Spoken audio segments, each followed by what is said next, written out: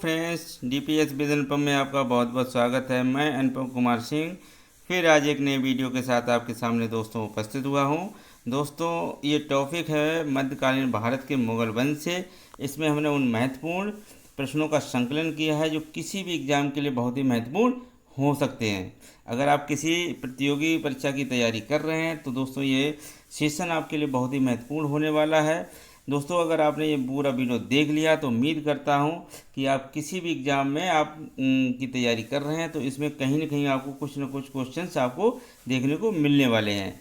तो बगैर देरी किए हुए दोस्तों सेशन का शुरुआत करते हैं। और अगर आप अभी तक हमारे चैनल पर नए हैं, अभी तक आपने हमारे चैनल को सब्सक्राइब नहीं किया है तो दोस्तों हमारे चैनल को सब्सक्राइब कर लें और बेल आइकन को दबाना ना भूलें, जिससे मेरी आने वाली वीडियो की नोटिफिकेशन आपको सबसे पहले मिलती रहे। तो शुरू करते हैं दोस्तों आज का सेशन, मुगल वंश। तो दोस्तों सबसे पहले हम देख लेते हैं कि मुगल वंश में जो भी सम्राट हुए हैं तो राजा हुए तो वो कौन कौन से राजा थे। तो अगर हम योग्य राजाओं की बात करते हैं कि सबसे पहले देख लेते हैं बाबर, हुमायूं, अकबर, जहांगीर, शाहजहां और औरंगजेब। ये दोस्तों क्या है कि ये मुगल वंश के प्रतापी राजा हुए हैं।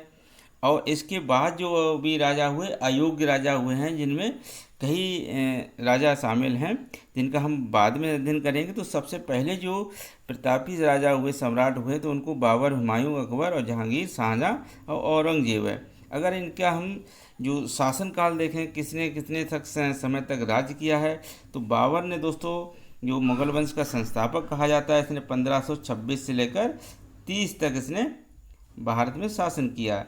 वहीं अगर हुमायूं का अगर शासनकाल की बात करें तो इसका सबसे योग्य जो भी सम्राट हुए उनमें से सबसे कम समय देखिए, आप देखिए 1555 से और 56 तक।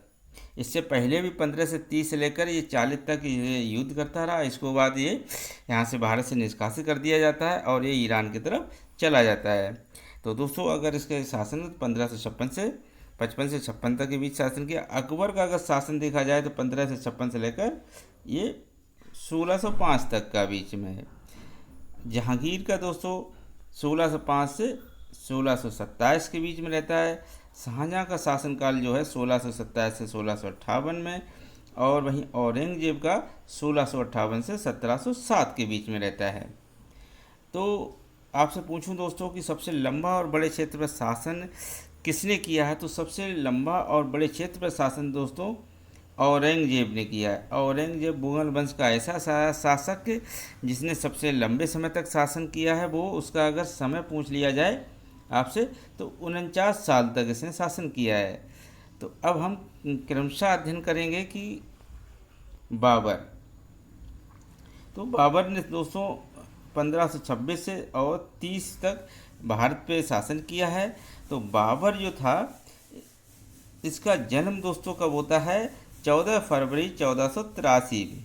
14 फरवरी वेलेंटाइन को याद रख सकते हैं, वेलेंटाइन को इसका जन्म होता है 14 फरवरी 1483 में होता है। और कहाँ होता है, फरगना के एक छोटी रियासत में होता है जो कि वर्तमान में उज्बेकिस्तान राज्य देश का एक हिस्सा है। तो इसी को बाबर को ही मुगल वंश का संस्थापक कहा जाता है।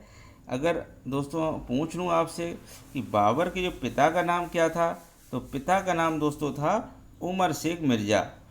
उमर शेख मिर्ज़ा, पिता का नाम उमर शेख मिर्ज़ा था। अगर माता का नाम पूछ लिया जाए कुतलुक निगार खातून, कुतलुक निगार खातून, निगार खातून, खातून ये था। अगर हम पूछ लिया जाए कि मुगल वंश की जो किससे स्थापित होता है, तो अगर मुगल वंश जो था दोस्तों, अगर हम पिता की तरफ से देखें तो ये तैमूर वंश से संबंधित है। वहीं अगर माता की तरफ से देखते हैं तो माता जो इसकी थी वो किससे वंश से संबंधित थी, चंगेज खां, चंगेज खां वंश से संबंधित थी। तो इन दोनों से ही मिलकर क्या होता है, एक मंगोल वंश की स्थापना होती है दोस्तों। तो मुगल वंश का संस्थापक बाबर को कहा जाता है। तो दोस्तों 1493 में क्या होता है दोस्तों, ये गद्दी पे बैठता है और ये 14, क्योंकि इसकी पिता की मृत्यु के बाद ये गद्दी पर बैठता है। तो 1501 ईस्वी में दोस्तों क्या होता है, इसे शैबानी खां के द्वारा पराजित कर दिया जाता है। बाबर को शैबानी खां के द्वारा पराजित कर दिया जाता है। आगे दोस्तों 1504 में दोस्तों क्या करता है, बाबर काबुल पर विजय प्राप्त कर लेता है। काबुल पर विजय प्राप्त कर लेता है और ये दोस्तों क्या करता है, पादशाह की उपाधि धारण करता है। तो आ जाता है कि मुगल वंश में पादशाह की उपाधि किसने धारण की थी, तो बाबर ने की थी। आपसे पूछ लूँ दोस्तों कि इससे पहले जो भी इसके पूर्वज हुआ करते थे वो मिर्जा की उपाधि धारण करते थे, मिर्जा की उपाधि धारण करते थे। बाबर ने क्या किया, कौन सी उपाधि धारण की थी, पादशाह की उपाधि धारण की थी। 1507 में दोस्तों इसने बादशाह की उपाधि धारण की थी। 1519 में सर दोस्तों क्या होता है कि ये मध्य एशिया से बिलोंग करता था। तो मान के चलते हैं, ऐसे समझ लीजिए आप कि अगर ये हमारा भारत है हमारा ये, और ये यहाँ पे फरगना है, तो इधर का जो हिस्सा है ये, और ये पश्चिमी भारत का हिस्सा था। तो दोस्तों शुरुआत में क्या होता है कि ये इसी तरह अपना आक्रमण करता है, जो कि बार बार पराजित हो जाता है दोस्तों। पर अब जब गया है 1519 में इसने क्या किया, पश्चिम की साइड में आक्रमण करता है। तो 1519 ईस्वी में दोस्तों क्या करता है, ये भारत पर आक्रमण करता है। तो सबसे पहला जिसका जो आक्रमण होता है बाजौर और भेरा पे, किस पे होता है, बाजौर और भेरा पर आक्रमण करता है दोस्तों, और ये इसकी विजय हो जाती है। दूसरा इसका आक्रमण 1519 में ही दोस्तों क्या होता है, 1519 में ही ये पेशावर पर आक्रमण करता है और इसको विजय मिल जाती है। पेशावर पर भी इसके कब्जे में आ जाता है दोस्तों। 1520 में दोस्तों ये फिर आक्रमण करता है। 1520 में दोस्तों ये सियालकोट पर आक्रमण करके उसको अधिकार कर लेता है। सियालकोट पर इसका अधिकार हो जाता है दोस्तों। आगे दोस्तों ये 1524 ईस्वी में दोस्तों ये फिर एक आक्रमण करता है, और इसका चौथा जो आक्रमण होता है लाहौर और दीवालपुर पर होता है। लाहौर और दीवालपुर पर इसका आक्रमण होता है। तो 1524 में लाहौर और दीवालपुर पर का चौथा आक्रमण होता है। पांचवें आक्रमण की बात करते हैं दोस्तों, तो 1525 ईस्वी में ये पंजाब पर आक्रमण करता है। 1525 ईस्वी में ये पंजाब पर आक्रमण करता है और उसमें विजय हासिल कर लेता है। इस तरह से दोस्तों क्या है कि जो भारत का पश्चिमी हिस्सा था, जो भी उसमें से पंजाब, दीवालपुर, सियालकोट और बहरा पे इसका आक्रमण करके ये विजय प्राप्त कर लेता है। अब इसका जो मुख्य उद्देश्य होता है दोस्तों भारत के अंदर आक्रमण करने का होता है, और ये 1526 ईस्वी में, क्योंकि दोस्तों क्या है कि भारत के जो एक दौलत खान लोधी जो थे उस समय, जो भारत की अगर हम राजनीतिक बात करें तो उस समय दिल्ली में कौन शासन कर रहा था, उस समय सल्तनत कालीन का जो लोधी वंश शासन कर रहा था। लोधी वंश शासन कर रहा था, जिसका राजा जो था इब्राहिम लोधी था। इब्राहिम लोधी इस पे शासन कर रहा था। तो इब्राहिम के चाचा जो थे कौन, दौलत खान लोधी ने बाबर को भारत पर आक्रमण करने के लिए बुलाया। किसने, दौलत खान लोधी ने, जो कौन थे, इब्राहिम लोधी के चाचा थे। और इन्होंने बाबर को ही यहाँ पर भारत पर आक्रमण करने के लिए आमंत्रित करते हैं। और बाबर क्या करता है, 1526 में दोस्तों भारत पर आक्रमण करता है, और जिसमें पानीपत का प्रथम युद्ध होता है। तो बादशाह की उपाधि धारण करके पानीपत का प्रथम युद्ध दोस्तों कब होता है, 21 अप्रैल 1526 में होता है। 21 अप्रैल 1526 में पानीपत का प्रथम युद्ध होता है, जिसमें दोस्तों क्या होता है, इब्राहिम की क्या मृत्यु हो जाती है। तो प्रश्न आपसे पूछ लूँ दोस्तों कि ऐसा सल्तनत कालीन का ऐसा कौन सा राजा था जिसकी युद्ध क्षेत्र में ही मृत्यु हो जाती है, वीर गति को प्राप्त होता है। तो एक ऐसा इब्राहिम लोधी ही था जिसकी युद्ध क्षेत्र में ही मृत होती है। सल्तनत कालीन आपने पढ़ा होगा दोस्तों, गुलाम वंश लेकर लोधी वंश तक जो है हमारा इतिहास, वो हमारी सल्तनत कालीन इतिहास कहलाता है। तो उसमें जितने भी राजा हुए, किसी की भी युद्ध क्षेत्र के अंतर्गत मृत्यु नहीं होती है, कोई भी राजा नहीं मारा जाता है। पर इब्राहिम जो लोधी था ये युद्ध क्षेत्र में ही मारा जाता है। तो उसमें प्रश्न बहुत इंपॉर्टेंट बन जाता है कि ऐसा सल्तनत कालीन का राजा कौन था जिसके युद्ध में ही मारा गया, तो इब्राहिम लोधी। तो ये प्राप्त कर लेता है दिल्ली की गद्दी बाबर। इसके बाद दोस्तों इसका जो अगला जो आक्रमण होता है खानवा का युद्ध होता है, और ये 1527 में होता है। अगले ही साल ये 1527 में दोस्तों खानवा का युद्ध करता है, जहाँ राणा सांगा इसके शासक थे, और इसी के साथ इसका युद्ध होता है और बाबर यहाँ क्या होता है, विजयी हो जाता है। जब लोग खानवा के युद्ध के बाद दोस्तों क्या होता है, बाबर गाजी की उपाधि धारण करता है, गाजी की उपाधि धारण करता है। इसके बाद दोस्तों अगले ही साल चंदेरी का युद्ध होता है, और चंदेरी का युद्ध दोस्तों कब होता है, 1528 में होता है, और जो कि मेदिनी राय राजपूत से इसका आमना सामना होता है, जिसमें कि बाबर विजयी हो जाता है, मेदिनी राय राजपूत की हार हो जाती है। नेक्स्ट साल दोस्तों 1529 में दोस्तों घाघरा का युद्ध होता है। घाघरा का युद्ध कब होता है, 1529 में होता है, जिसमें महमूद लोदी और बाबर के बीच में युद्ध होता है, जिसमें भी बाबर विजयी हो जाता है। तो इस तरह से दोस्तों क्या होता है, बाबर ने लगातार 4 आक्रमण करके चार विजय प्राप्त की हैं, और इस तरह से उसने क्या भारत में एक नए वंश की शुरुआत की, जिसे हम मुगल वंश के नाम से जानते हैं दोस्तों, इसे हम मुगल वंश के नाम से जानते हैं। आगे दोस्तों देखते हैं जो हमारा, और इसकी इस तरह से दोस्तों 1530 में क्या होती है दोस्तों, ये मृत्यु हो जाती है। इसके मकबरे को अस्थायी रूप से दोस्तों क्या होता है, आगरा की जगह रामबाग में दफना दिया जाता है इसका, और इसे स्थायी रूप से दोस्तों क्या है, काबुल में दफनाया जाता है। बाद में इसको काबुल में ले जाके अस्थियों को काबुल में दफनाया जाता है। अस्थायी रूप से इसका मकबरा दोस्तों आगरा के रामबाग में बनाया जाता है। 1530 में बाबर ने अपनी एक आत्मकथा लिखी है, तुझके ए बाबरी मोस्ट इम्पॉर्टेंट है, स्टार लगा सकते हैं दोस्तों। इसमें आपसे पूछूं कि ये दोस्तों किस भाषा में लिखी गई है, तुर्की भाषा में लिखी गई पुस्तक है, जिसको बाबर ने स्वयं लिखा। अब्दुल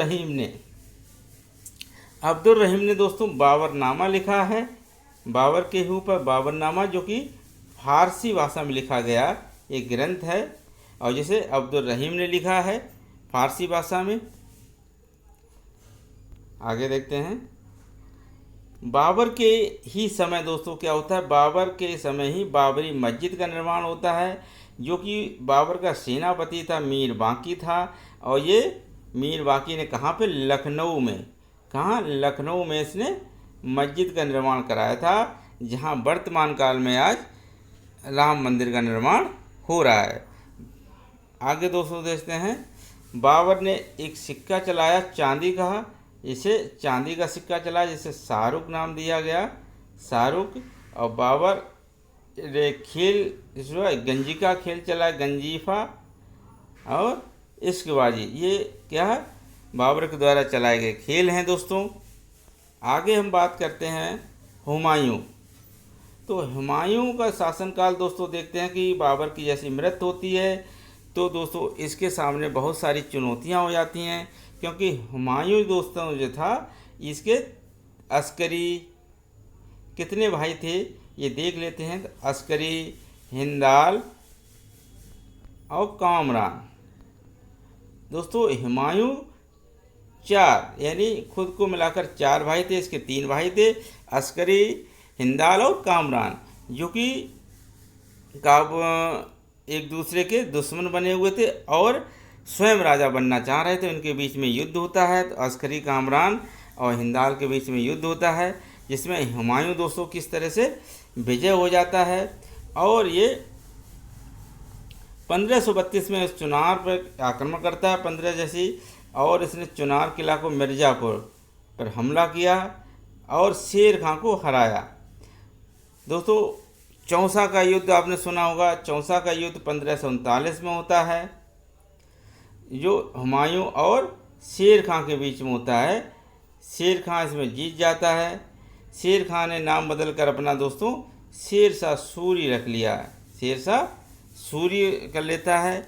हुमायूं को कर्मनाशा में डूबने से बचाया जाता है। जब ये चौसा का युद्ध हारता है तो वहाँ से भागता है मैदान से, तो ये कर्मनाशा नदी में डूब रहा होता है, जहाँ इसे एक भिश्ती ने बचाया था दोस्तों। उस भिश्ती का नाम निजाम था, जिसे एक दिन का राजा किसे बनाया गया था? भिश्ती को बनाया किसने? हुमायूं ने बनाया। चमड़ा का सिक्का चलाया किसने? हुमायूं ने क्या किया? एक चमड़ा का सिक्का भी चलाया। आगे दोस्तों बिलग्राम या कन्नौज का युद्ध। बिलग्राम और कन्नौज का युद्ध कब होता है? 1540 में होता है, और ये शेर खां फिर जीत जाता है। तो इस तरह से क्या है, अब हुमायूं पूरी तरह से भारत की जो राजनीति से था निष्कासित हो जाता है, और ये ईरान की तरफ भाग जाता है। ईरान के जो शाह शासक थे उनकी तरफ भाग जाता है। तो उस समय जिस समय ये हुमायूं अमरकोट में था दोस्तों, अमरकोट में था, तो अमरकोट में इसकी पत्नी हमीदा बानो बेगम ने एक 4542 में बच्चा का जन्म होता है। कहाँ होता है? अमरकोट में। बीरसाल राजा किसके यहाँ होता है? बीरसाल के यहाँ। राजा बीरसाल के यहाँ एक बच्चे को जन्म देती है। कौन? हमीदा बानो, और जिसका नाम दोस्तों रखा गया जलालुद्दीन मोहम्मद अकबर नाम रखा गया। और दोस्तों वहीं पे क्या होता है, अमरकोट में ही हुमायूं उस बच्चे को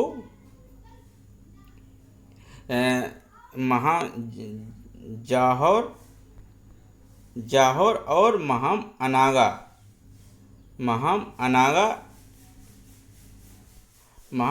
को अकबर को सौंपकर ईरान की तरफ चले जाते हैं, और महम अनागा ही अकबर का लालन पालन करती है। तो प्रश्न पूछ लिया जाता है कि अकबर का लालन पालन किसने किया? तो महम अनागा ने किया था। तो 1545 में अब दोस्तों दिल्ली पे जो शासन कर रहा था शेरशाह सूरी था, जिसकी 1545 ईस्वी में दोस्तों मृत्यु हो जाती है। 1545 में दोस्तों इसकी मृत्यु होती है शेरशाह सूरी की। कैसे होती है? कालंजर पर युद्ध हो रहा होता है उस समय, तो एक गोला फटने से क्या होता है, शेरशाह सूरी की मृत्यु हो जाती है। 1555 में दोस्तों क्या है, सरहिंद की लड़ाई होती है। सरहिंद की लड़ाई कब होती है? 1555 में होती है। किसके बीच में होती है? ये दोस्तों हुमायूं और सिकंदर शाह सूरी के बीच में होती है। सिकंदर शाह सूरी के बीच में होती है, जिसमें हुमायूं विजय प्राप्त कर लेता है। फिर से हुमायूं का साम्राज्य जो होता है दिल्ली पे बैठता है, और मात्र 6 माह तक शासन कर पाता है। 6 माह तक हुमायूं शासन कर पाता है।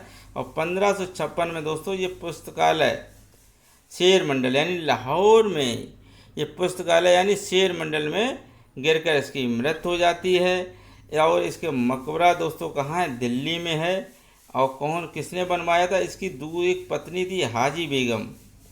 कौन सी? हाजी बेगम। एक हमीदा बानो थी जिसने अकबर का जन्म होता है, एक हाजी बेगम थी जिसने इसका मकबरा बनवाया दिल्ली में। ताज का पूर्वज इसे कहा जाता है, ताज का पूर्वज कहा जाता है दोस्तों।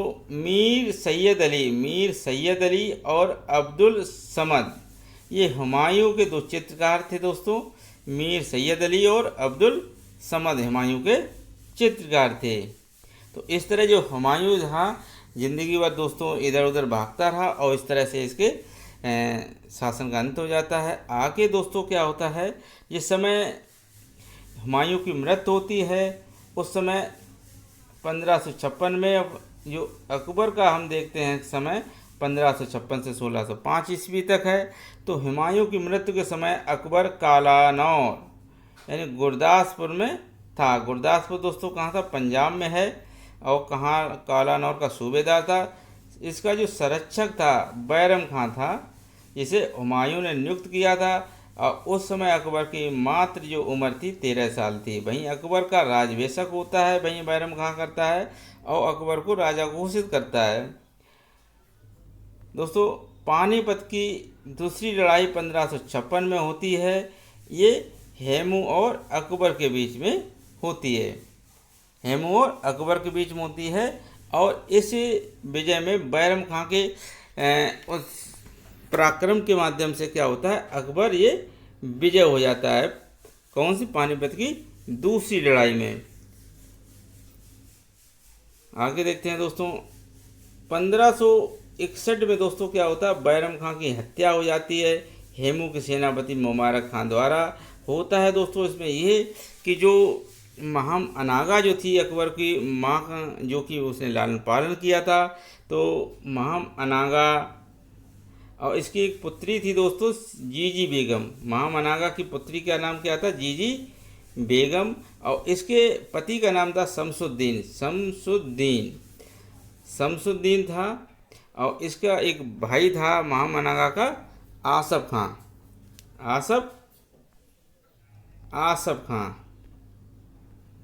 आसफ खां ये इनका एक गुट था दोस्तों। और ये चाहते थे कि बैरम खां की वजह से हमें पर्याप्त सम्मान नहीं मिल पा रहा है जिसके हम हकदार हैं। और इन्होंने अकबर के कान भरकर दोस्तों क्या किया, बैरम खां को राज से निष्कासित करता है। जहाँ रास्ते में क्या होता है, उसकी हत्या कर दी जाती है बैरम खां की। हेमू के सेनापति जो कि उसके दुश्मन था मुबारक खां, और मुबारक खां के द्वारा 1561 में बैरम खां की हत्या कर दी जाती है। तो बैरम खां की दोस्तों जो पत्नी जो थी, बैरम खां की पत्नी थी सलीमा बेगम, जो कि अकबर सलीमा बेगम से विवाह कर लेता है, जो कि बैरम खां की पत्नी थी। बैरम खां की मृत्यु के बाद सलीमा बेगम से अकबर का विवाह हो जाता है। और सलीमा बेगम का एक पुत्र था जो 2 वर्ष का था, अब्दुल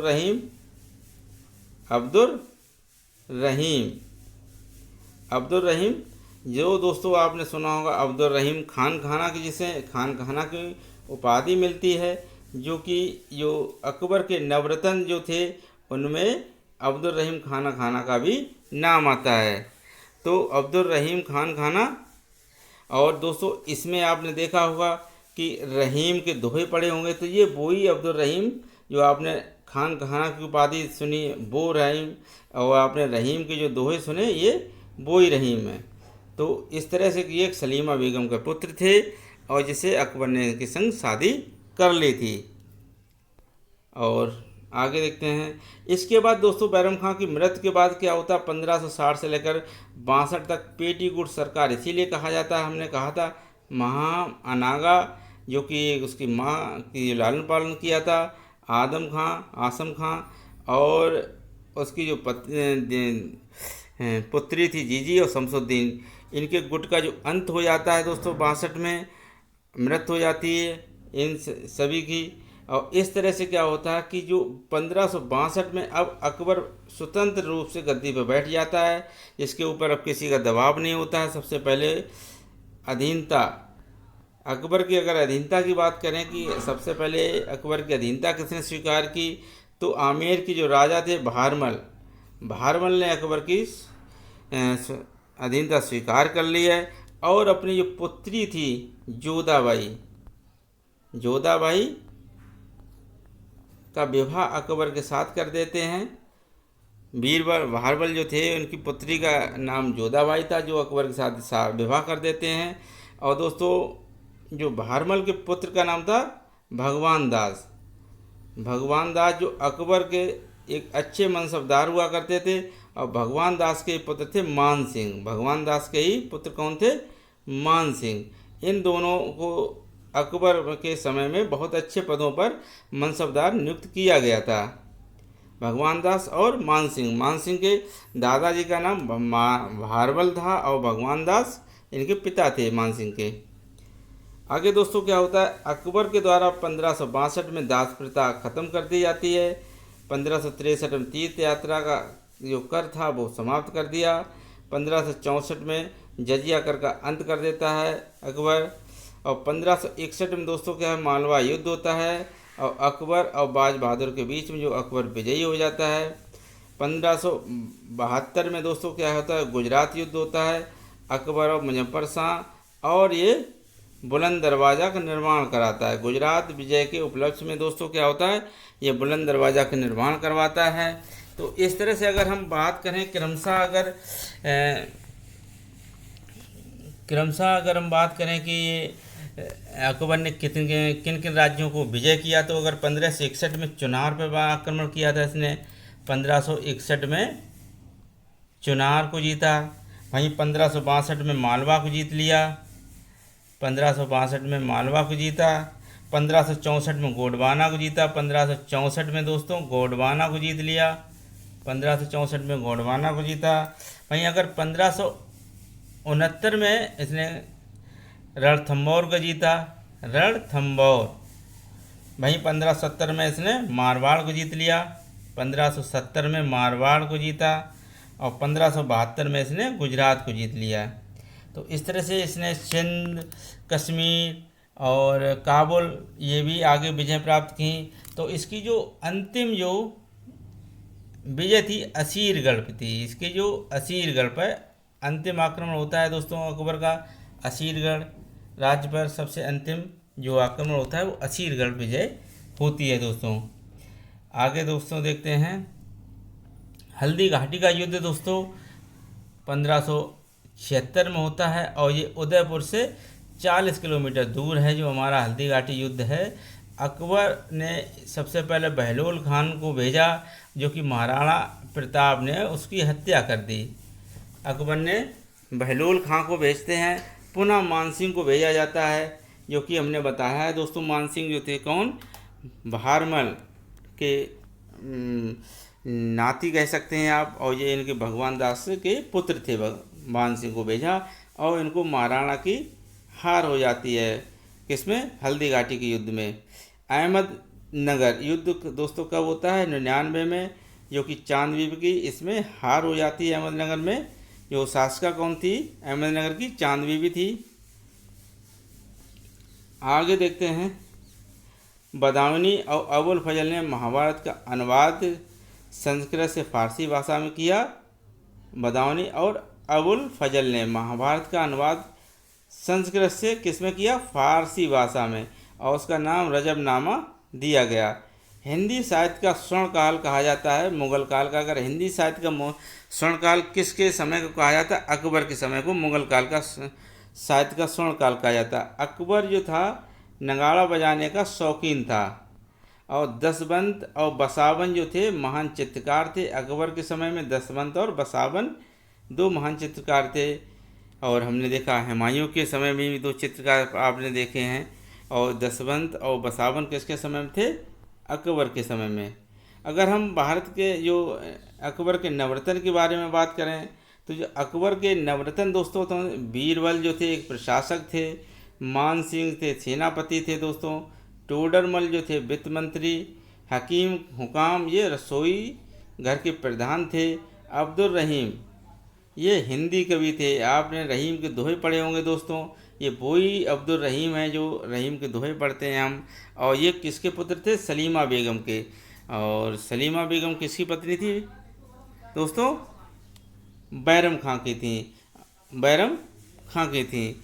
तो इन्हीं को अकबर ने अपने पुत्र की तरह इनको पालन पोषण किया था। मुल्ला दो प्याजा जो कि एक धार्मिक सलाहकार थे, तानसेन दोस्तों संगीतकार, और अबुल फजल दोस्तों थे वो एक विद्वान थे।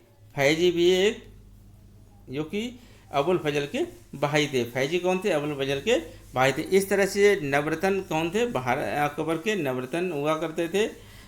और अकबर द्वारा जो निर्मित इमारतें हैं दोस्तों, फतेहपुर सीकरी का निर्माण कराया इसने आगरा में, आगरा किला का निर्माण कराया, इसके बाद प्रयागराज और ये लाहौर किला बनाया है। तो ये अकबर के द्वारा निर्मित इमारतें हैं दोस्तों, इसको कंटेस्ट करना दोस्तों। आगे आपसे पूछें आयन दैसाला, आयन दैसाला अगर ये बात करें इसके खोजकर्ता जो कौन थे, टोडरमल थे। ये क्या थी, कर वसूलने की एक प्रणाली थी। ये किसने लागू की थी, टोडरमल के द्वारा कर वसूलने की प्रणाली थी आयन दैसाला। दीन इलाही क्या था, एक धर्म था दोस्तों जो अकबर ने चलाया था, जो कि 1582 में चलाया था, 1582 में चलाया था दीन इलाही। अकबर ने चलाया। और मनसबदारी प्रथा किसने की? मनसबदारी प्रथा किसने शुरू की थी? अकबर के द्वारा। तो ये था मुख्य मुख्य पॉइंट अकबर कालीन के समय का। आगे देखते हैं जहांगीर। तो जहांगीर दोस्तों 1605 से लेकर 1627 तक का शासन जो है जहांगीर के अंतर्गत आता है। तो जहांगीर जैसी राजगद्दी पर बैठता है दोस्तों, तो इसने दारू बंद कराई और गुरुवार और रविवार को पशु बलि पर रोक लगा दी।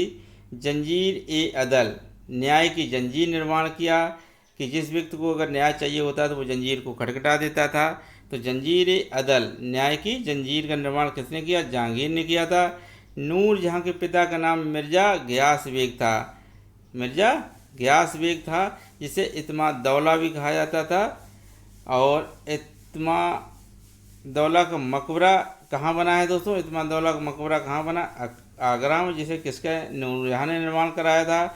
और बीबी ताज भी कहा जाता है, जिसे बीबी ताज भी कहा जाता है। सर्वप्रथम इसी मकबरे से पित्रादुरा का प्रयोग होता है। किसका? पित्रादुरा जो शैली है, इसी का प्रयोग सबसे पहले किस मकबरे में होता है? इत्मा दौला मकबरे में होता है। तो नूर जहाँ के जो पिता थे दोस्तों इत्मा दौला, और इसकी जो माता थी असमत बेग। इसकी माता कौन थी? असमत बेग था। और इसके भाई था आदम खां। आदम खां। और इसकी जो पुत्री जो थी नूरजहाँ की दोस्तों, लाडली बेगम। क्या थी? लाडली बेगम। नूरजहाँ की पुत्री का नाम लाडली बेगम था। तो दोस्तों जो नूरजहाँ थी ये शेर अफगन की पुत्री थी, शेर अफगन की बीवी थी दोस्तों। नूरजहाँ शेर अफगन की पुत्री थी, और जिसे कुतुबुद्दीन के द्वारा ख़त्म कर दिया जाता है, मार दिया जाता है शेर अफगन को। और उसके बाद क्या होता है? नूरजहाँ से दोस्तों 1611 ईस्वी में 1611 ईस्वी में जहांगीर के द्वारा विवाह कर लिया जाता है। विवाह कर लिया जाता है शेर अफगन की मृत्यु के बाद 1611 ईस्वी में। 4 वर्ष बाद उसके विवाह कर लेता है। तो नूरजहाँ के पिता का नाम, सर्वप्रथम इसी मकबरे में पित्रादुरा का, नूरजहाँ की माँ असमत बेगम ने क्या किया? गुलाब के इत्र का खोज की थी। किसने? नूरजहाँ की जो माँ थी असमत बेगम ने गुलाब का इत्र की खोज की थी। अंग्रेज़ों का जो पहला राजदूत आया था दोस्तों कैप्टन विलियम हॉकिंस, तो जहांगीर के शासनकाल में भी आया था। जहांगीर ने ही इसे इंग्लिश खान की उपाधि दी थी। किसे? हॉकिंस को दी थी। और जहांगीर ने अपनी एक आत्मकथा लिखी है, तुझके ए जहांगीरी। तुझके ए जहांगीरी लिखी है। और इसका जो मकबरा है दोस्तों कहाँ है? लाहौर में है। और जहांगीर का जो काल चित्रकारी का स्वर्ण काल कहा जाता है। जहांगीर के समय को जो चित्रकारी का स्वर्ण काल कहा जाता है। तो इस तरह से दोस्तों ये हमारा मुख्य अगर हम पॉइंट देखते हैं कि जहांगीर से रिलेटेड यही थे जो नूरजहाँ के साथ उसने शादी की थी। आगे शाहजहाँ का अगर देखें हम 1627 से 57 के बीच में इसका जो समय है। और दोस्तों ये जोधाबाई का पुत्र नहीं था, यहाँ गलत लिखा हुआ है। इसकी जो शादी हुई थी दोस्तों अर्जुमंद बानो बेगम से होती है। अर्जुमंद बानो बेगम कौन थी? मुमताज़, इसी को मुमताज़ बेगम कहा जाता है। और जो अर्जुमंद बानो बेगम जो थी वो किसकी? आसफ खां की पुत्री थी। आसफ खां की पुत्री थी। और आसफ खां की पुत्री यानी नूरजहाँ की भतीजी थी। अर्जुमंद बानो बेगम कौन? भतीजी थी नूरजहाँ की। और जो कि आसफ खां जो था वो नूरजहाँ का भाई था। तो अर्जुमंद बानो बेगम का किसके संग? शाहजहाँ के साथ में विवाह हो जाता है दोस्तों। 1631 में इसकी मृत्यु हो जाती है। और तभी से ताजमहल की नींव पड़ती है। इसके सिंहासन को मयूर सिंहासन तख्त ताउस कहते थे दोस्तों। जिस सिंहासन पर शाहजहाँ बैठता था उसको मयूर सिंहासन और तख्त ताउस कहा जाता था।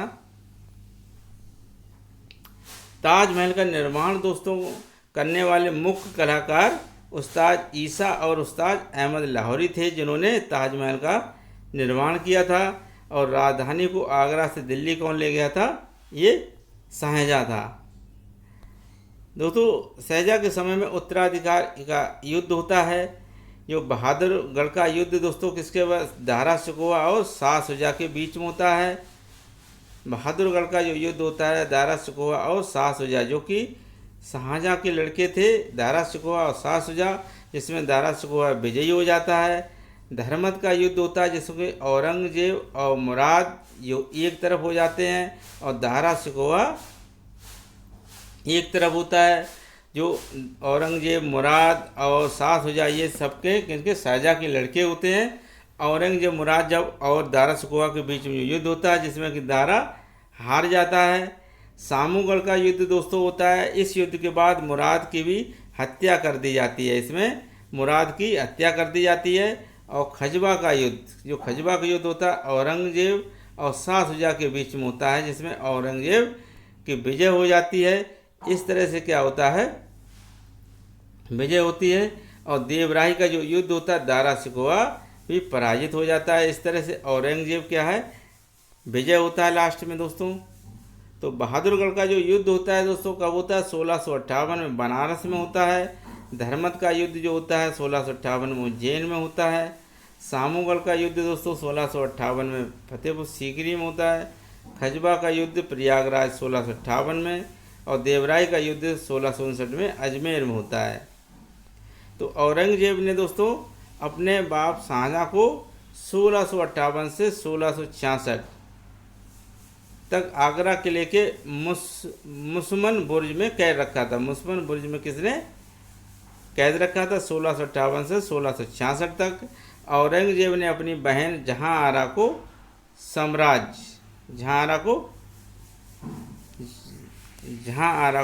साम्राज्य की प्रथम महिला का दर्जा दिया था।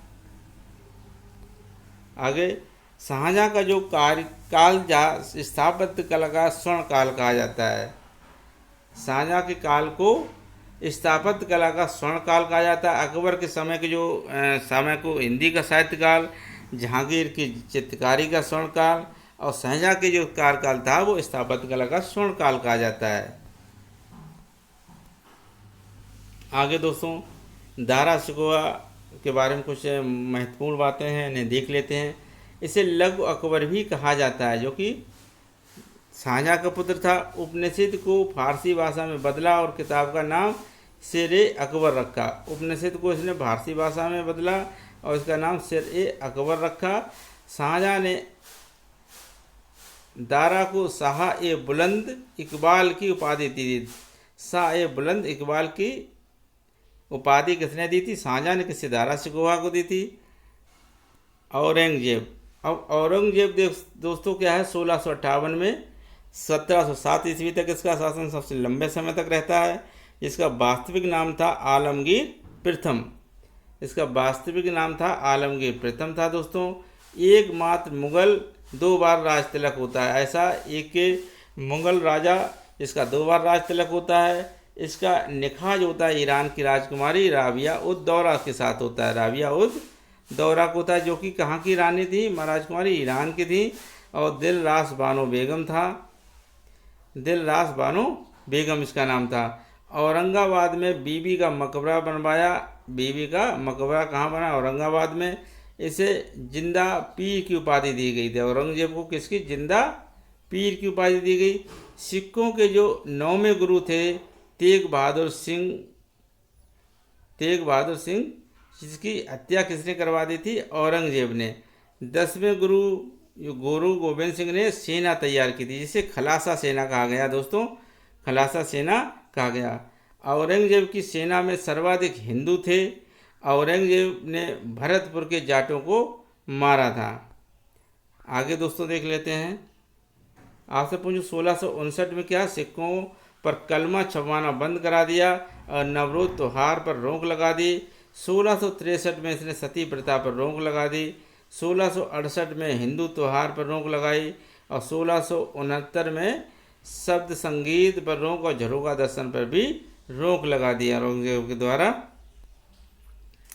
1670 में दोस्तों तुलादान पर रोक लगा दी और 1674 में तीर्थ कर लागू कर दिया। 1674 में और 1679 में दोस्तों इसने जजिया कर शुरू किया था 1679 में। औरंगजेब का जो मकबरा है खुलदाबाद में है दोस्तों, खुलदाबाद में है।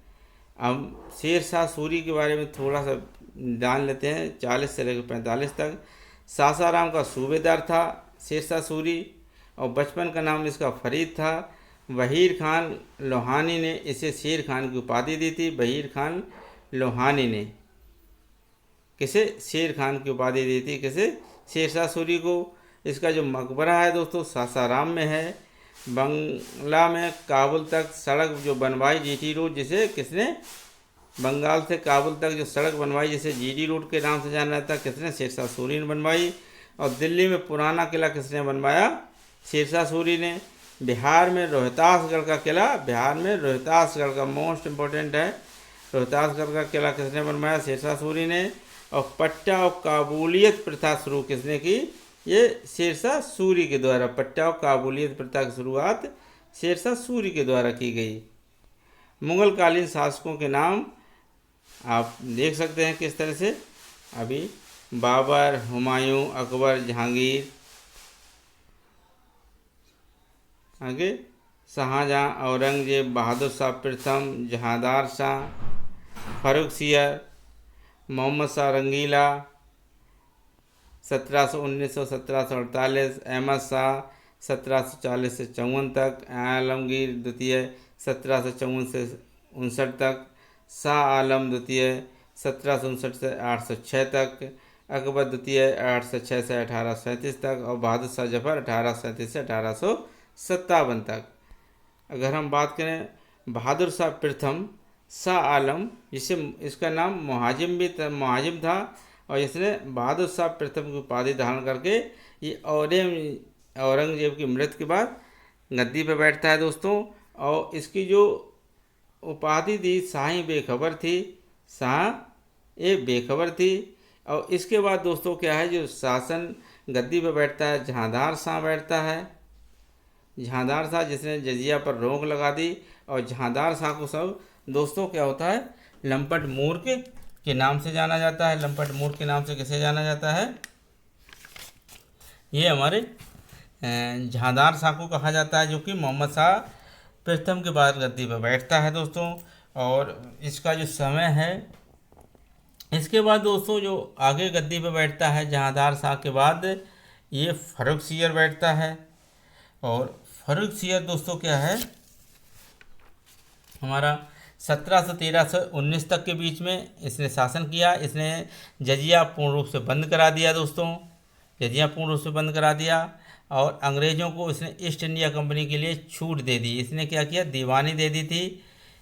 3 गाँवों की दीवानी किसने दी, फारूक सियर ने ईस्ट इंडिया कंपनी को दी थी। और इसे घृणित कार्य का भी कहा जाता है, फारूक सियर को घृणित कायर भी कहा जाता है। इसके बाद दोस्तों रफ़ी उद दर्जात एक और राजा होता है, रफ़ी उद दर्जात जो कि 3 माह के लिए शासक होता है। इसके बाद दोस्तों एक और राजा बनता है जिसको हम रफ़ी उद दौला कहते हैं, रफ़ी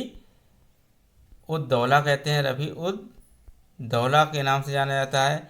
और इसका भी जो दोस्तों है बहुत कम समय तक शासन वो करता है, और उसे शाहजहां द्वितीय की उपाधि दी गई थी। रफ़ी उद दौला को शाहजहां द्वितीय की उपाधि दी जाती है। और इसकी दोस्तों क्या होता है, पेचस के द्वारा मृत्यु हो जाती है रफ़ी उद दौला की। और ये दोस्तों रफ़ी उद दर्जात की जो मृत्यु होती है वो टीबी के द्वारा होती है। रफ़ी उद दर्जात जो इससे पहले जो राजा था रफ़ी उद दर्जात, इसकी जो दोस्तों मृत्यु होती है वो टीबी के द्वारा हो जाती है। और रफ़ी उद दौला की दोस्तों पेचिस के द्वारा होती है। आगे दोस्तों हम जिसकी बात करते हैं मोहम्मद शाह रंगीला, इसे रंगीला के नाम से भी जाना जाता है।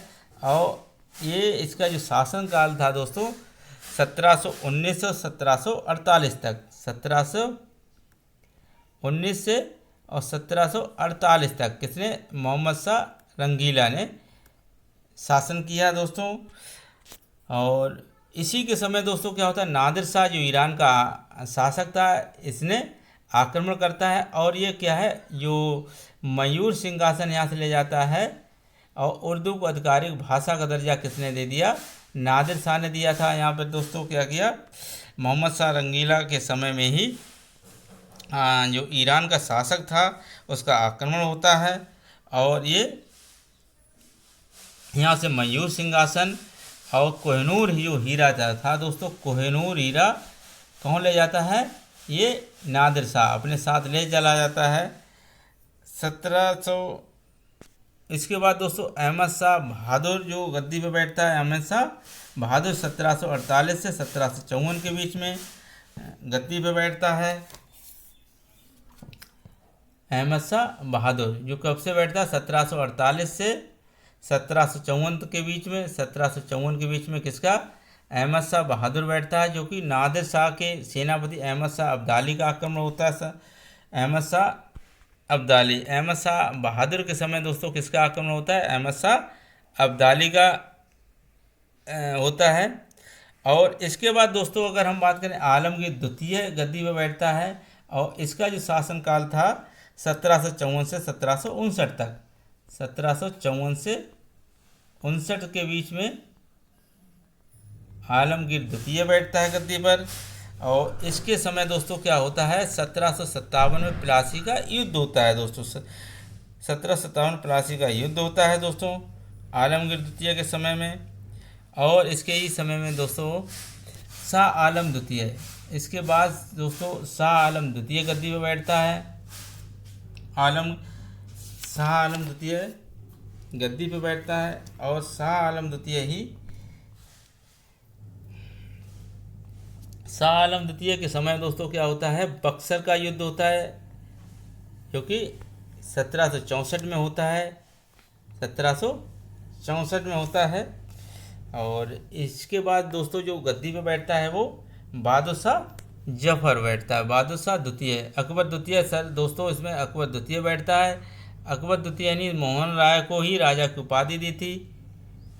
किसने? अकबर द्वितीय ने मोहन राय को तो राजा की उपाधि दी थी। इसके बाद दोस्तों जो बैठता है बहादुर शाह जफर वो गद्दी पे बैठता है, और ये अंतिम राजा मुगल वंश का था दोस्तों। इसको बिगैर साम्राज्य के सम्राट कहा जाता था। और जो बहादुर शाह जफर जो था, जफर उपनाम से शायरी लिखा करता था, और इसने 1857 की क्रांति में भाग लिया था। 1857 क्रांति में किसने भाग लिया था? बहादुर शाह जफर ने। इसको सर क्रांति के समय क्या हुआ? हुमायूं के मकबरे से इसको गिरफ्तार कर लिया गया था कब, और वहीं से दोस्तों क्या होता है? इसे रंगून भेज दिया जाता है। मोहम्मद शाह जफर को कहाँ भेज दिया जाता है? रंगून भेज दिया जाता है, जहाँ दोस्तों क्या होता है? 1865 में इसकी मृत्यु हो जाती है। तो इस तरह से दोस्तों क्या होता है कि अंतिम जो मुगल वंश का शासक था बहादुर शाह जफर हुआ, और जो प्रथम इसका संस्थापक था बाबर था। तो इस तरह से इसमें कई योग्य राजा हुए और कई अयोग्य राजा हुए। तो कहीं न कहीं मुगल वंश का जो अंत होता है, तो वह कहीं न कहीं इसके जो अयोग्य राजाओं के द्वारा ही मुगल वंश का